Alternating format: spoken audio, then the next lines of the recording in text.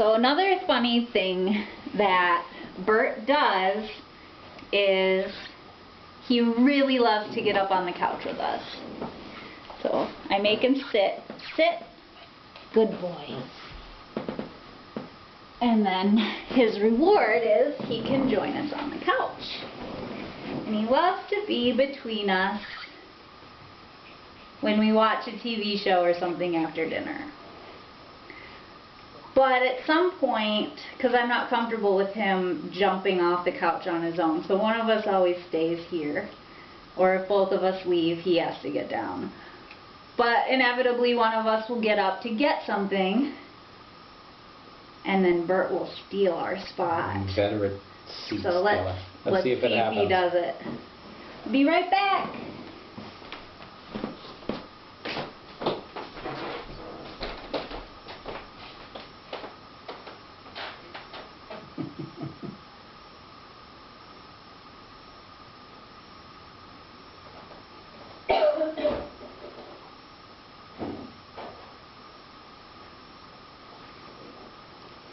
Nope, there we go.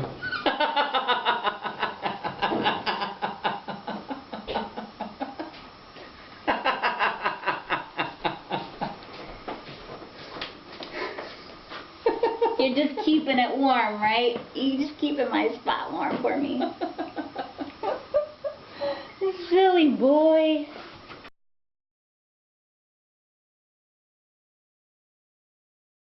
Let me put my... You want your hat? Stay there, I'll get your hat. Gotta get my hat. Either. I don't know. Not that one. So, it's been a month since we've adopted Burt. We adopted him on April 16th and it is May 14th, so 4 weeks. What was it like? We went to the Humane Society looking to meet another dog. Right. What was that dog's name? Carl. Carl. Miniature Schnauzer. And right before we left, I clicked refresh on the Humane Society webpage and Carl's picture went away, and that means the dog has been adopted. And I thought, part of me thought, let's not even go to the Humane Society. But then I thought, no, I was really ready to go. And we had already arranged transportation. Yeah. So we went. And I thought, well, maybe Burt? Burt's not getting enough attention at the moment. You want to come up now? Come here. Come. Under the chairs. Good boy. So we went to the Humane Society and I thought, well, even if there aren't any dogs here that I want to meet, it's a good idea to just maybe familiarize myself with the process.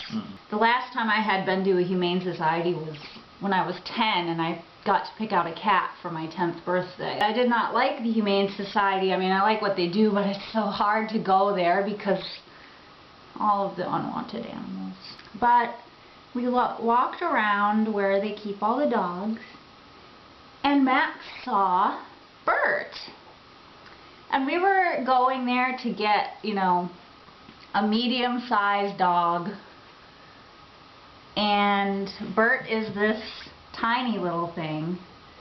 But he just seemed really sweet in his pen. So we wrote down his name to meet him. We were called and we waited in a room while a volunteer went to go get Burt. We had to wait so long. I was getting so nervous. And I sat on the floor because he was so small. I thought maybe it would be easier on him if somebody was on the floor to greet him rather than maybe all these intimidating strangers. The door opened and in walks this bouncy little happy guy. What was your first impression of him? I wasn't sure what to make of him. First of all, he was probably 5+ pounds heavier than he is now. So he was very, very heavy. Yeah, if you haven't seen earlier videos, Burt's intake papers say he was 30 pounds when he got to the Humane Society. And we suspect he might have been even more than that. and he had just had his eye out, so he had half of his face was shaved, and he had stitches. Visible he still stitches. Had stitches. But at the same time, he had such a great personality when he came in. He was so curious. So friendly. Yeah, he just came and sort of introduced himself. He checked out everybody. And he didn't seem scared or nervous. I mean, he was panting, so I suspect he was a little nervous, but not enough to be shy. And it was just sort of shocking to see him because he's a small dog. He's tiny. He's part Chihuahua and part Shiba-Inu, and yet he was morbidly obese. It was terrible, but it was visually kind of funny. Hilarious.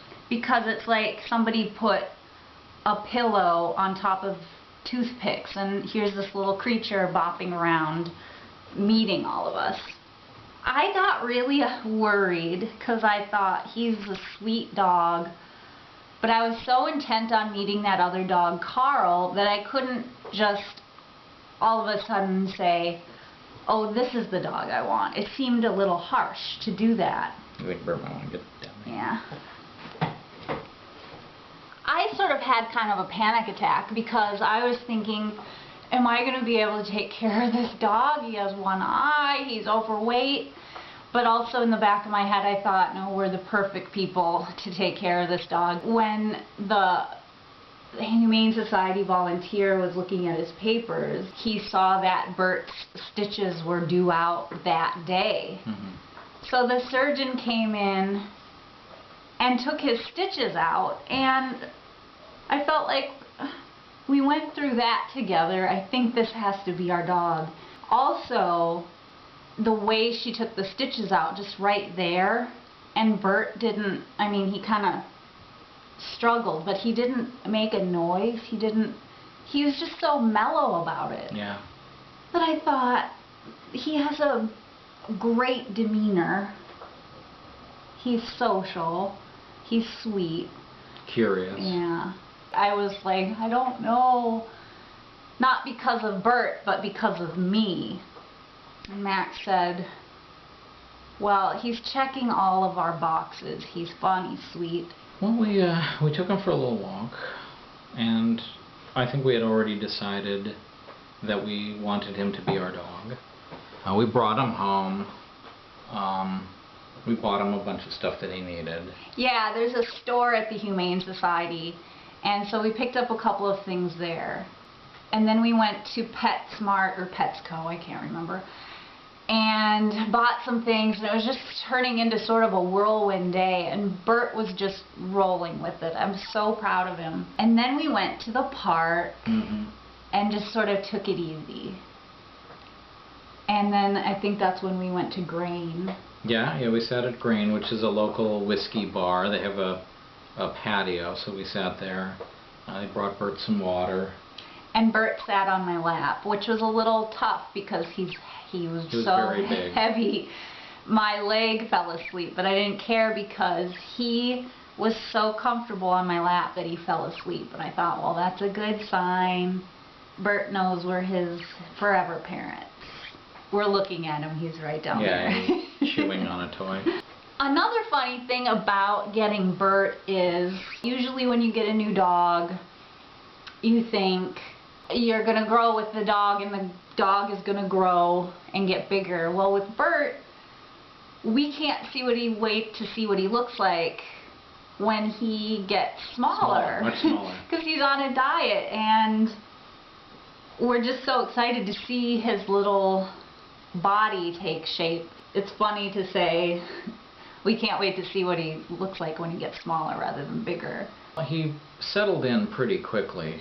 We set up little blankets and stuff for him to sleep on, and he's basically got a place in each room that's his. Originally he was sleeping in Coco's room, and then for some reason he just decided he liked sleeping at the foot of my bed. I think Max became the alpha dog because the week we got Burt on a Saturday, and then that week my work schedule got really hectic, And so Max was sort of with him more than I normally would be, and I think that's when that happened. Yeah, and I was doing a lot of training. I'm also a little bit meaner and colder, and apparently dogs like that.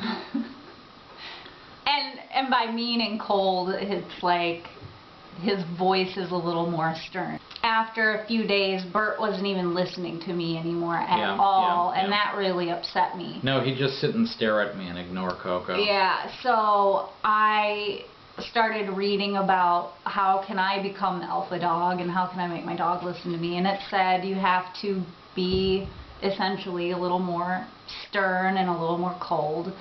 I went on to Cesar Millan's website, and he has a lot of really good dog advice. And what I read was, you do exercise and discipline before affection. And I noticed an immediate turnaround. Burt listens to both of us now really well. And if Burt doesn't listen to me and instead goes to Max when I'm giving a command, Max will just literally turn his back on Burt, and then it will register that Burt's supposed to listen to me. Yeah. We were also working on his new schedule. Well, a schedule.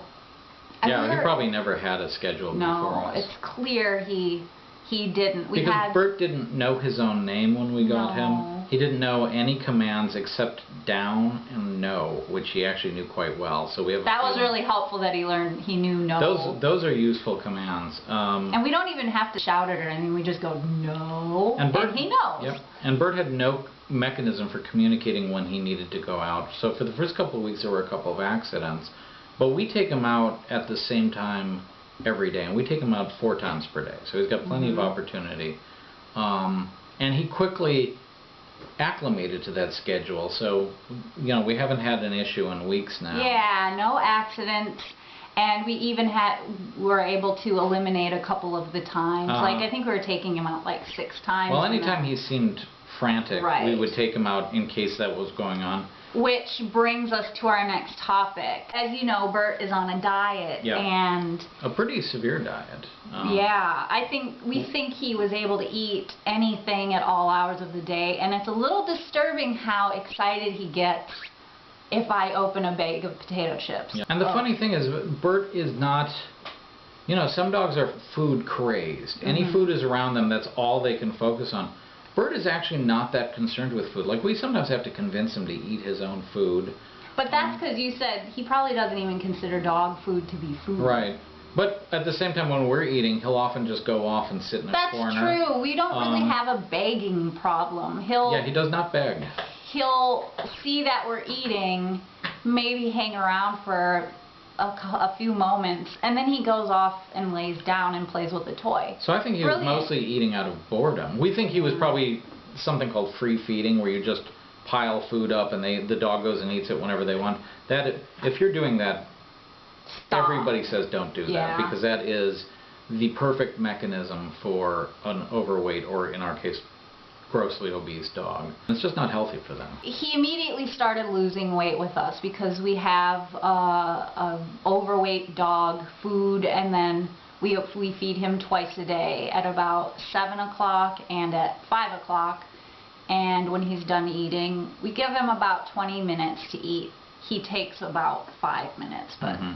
Although sometimes it takes about 5 or 10 minutes to get him to eat. He doesn't. He wasn't eating in the first week, and we discovered we had to add a little bit of water to the dry dog food, and then he recognizes it as food and eats it. But he'll still ignore it for a little while before he goes up there and eats it. When he was waking up in the middle of the night at first, I thought it was because he just needed reassurance that, this is the house he's in and that we're still here. And we should clarify that he wakes up twice per evening, every single night. 2 in the morning. About 2 in the morning and 5 in the morning, 4:30 or 5 in the morning. Which, I'm okay with the first couple of nights, but I wanted to say we have to make it clear that that is not an option for him. And he would be frantic when he woke up. He'd be panting. So we thought we had to go potty. Yep. But he's not a puppy. He's 3. We soon found out it wasn't a potty thing. Yeah, I thought it was a food panic, and I'm sure it was, because when you would let him go, he would run into the kitchen and sort of frantically search around for things. Stare at the fridge. Yeah, stare at the fridge. When we first got him, when you opened the fridge, he came running into the kitchen. Yeah. There's still certain triggers where if he hears a noise or, particularly with potato chips, he will come running. So Max was like, I think he's waking up in a food panic. But we didn't want to give in to giving him food because then that would reinforce him getting up at that time of day, and it wouldn't help him lose weight. It wouldn't help us get any sleep. So the first few nights we realized that this is what was going on. We just hung out with him and just calmed him down. Yeah, and then he'd fall back to sleep. And he would fall back to sleep. So that was a really good thing to learn. But now he seems to be over the food panic thing, and now he's like, oh, if I get up, then I get cuddles. Yeah, it's like an affection panic. As of a couple of days ago, Max has started ignoring him. And how has that worked out? It's worked out great. I was a little afraid that Burt would escalate, because some dogs, if they don't get what they want, they start whining, they jump up and down. Burt immediately, like as soon as I turned my back on him and pretended to go back to sleep, Burt started he'll wander around a little bit, but then he'd go back to the foot of my bed and fall back asleep. He still would wake up at 5, and for the first couple of times he woke up, he was still waking up just frantic. And it was not food panic, it was just, he was very excited. So it was still waking me up, but I was ignoring him. And so now he still wakes up, but he's not frantic. He'll get up and walk around a little bit, and then he'll just go back to the foot of the bed and fall asleep again. And last night I'm fairly sure he only woke up once, and it was at 6:30, which is a half hour before he's supposed to wake up. The amount of time that he's not waking up is getting longer and longer. I still ignore him for half an hour because I don't want him to wake me up every morning at 6:30. But yeah, he's getting a lot better at sleeping through the night. What else? My separation anxiety has gotten better. A lot of it was rooted in worrying about him barking all day or something like that, because we're in an apartment and I don't want to disturb our neighbors. I still can't stand leaving him during the day though, just because I miss him so much. I put some pictures up of him in my cubicle at work already, and that really helps me get through the day. We are laughing and smiling, Burt just totally reinvigorated our lives. I mean, we're pretty fun and happy-go-lucky as it is, but sometimes, after a bad day at work or something, we can kind of dwell on that longer than we should. Just spend a lot of time talking about it. Burt knocks that out of us. We don't dwell on crappy stuff as long as we might usually have. Well, we spend a lot of time laughing at Burt, which fortunately he doesn't understand. But we don't humiliate. We don't humiliate him, but he's just funny. He's just funny.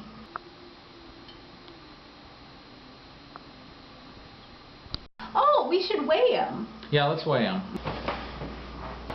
Hey, Burt. Good boy.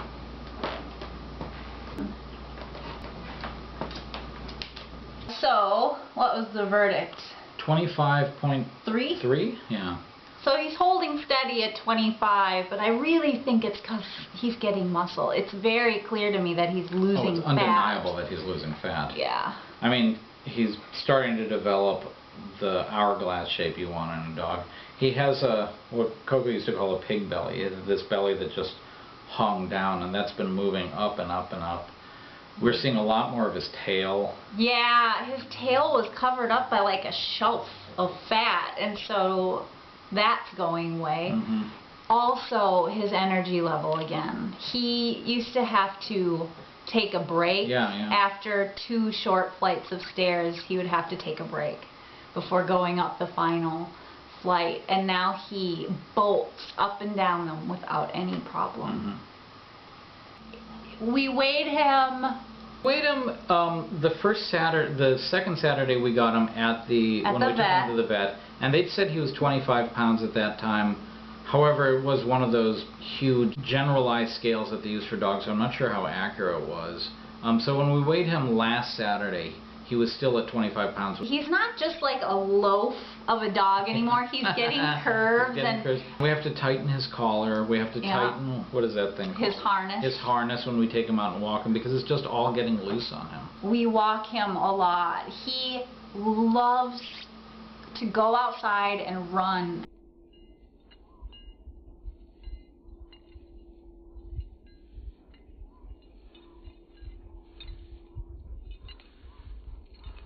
I never thought I would become a morning jogger, but I jog probably a block, but that's more. Yeah, we'll take him downstairs and he'll just start running. And it's like, well, this is exercise for him, so we'll just run behind him. And he looks like a little black bear, so Max coined the term pocket bear, and it's perfect. He's a little pocket bear right now. Should we show him some tricks? Yeah, let's show him some tricks. Okay. We've been feeding Burt healthy treats that are low calorie and really tiny because we knew we were going to be doing a lot of training and didn't want to give him a big treat every time. So we found these Lick Out Loud treats at the local 3-Dog bakery, and these are beef. And then we found some bananas that we thought we'd try, and he really likes those, don't you?